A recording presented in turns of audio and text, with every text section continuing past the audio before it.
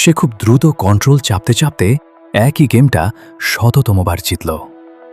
সে নতুন গেমটা খুব চাইছিল, কিন্তু সেটা অনেক বেশি দামি ছিল। তখন তার গার্লফ্রেন্ড মেরির কাছ থেকে একটা মেসেজ এলো, এই বছর আমরা কোনো গিফট না নিয়ে টাকা সেভ করি, ঠিক আছে? সে তাকিয়ে দেখল তাকের ওপর রাখা তার ক্যামেরাটা। কয়েক সপ্তাহ আগে এটা তার হাত থেকে পড়ে গিয়েছিল, ফলে লেন্সে ফাটল ধরেছিল। তারপর থেকে সে যত ছবি তুলছিল সবগুলোর মাঝখান দিয়ে একটা দাগ চলে যাচ্ছিল। সে খুব চেয়েছিল ক্রিসমাসে মেরিকে একটা নতুন লেন্স উপহার দিতে।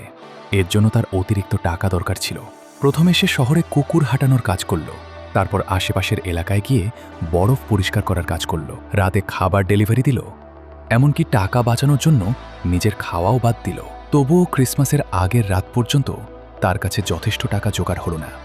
সে তার গেম কনসোলের দিকে তাকালো, তার সবচেয়ে প্রিয় জিনিস, আর বুঝতে পারল তাকে কি করতে হবে।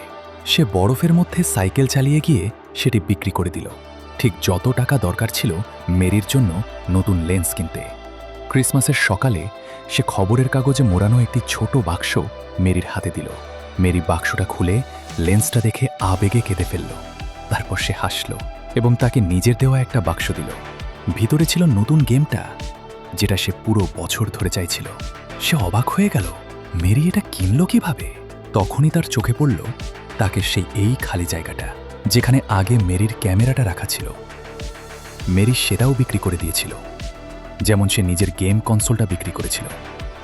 আর যদিও তারা নিজেদের উপহারগুলো ব্যবহার করতে পারল না, তবুও তারা দুজনেই এর চেয়েও বড় কিছু পেয়ে গেল, একজন আরেকজনের ভালোবাসা।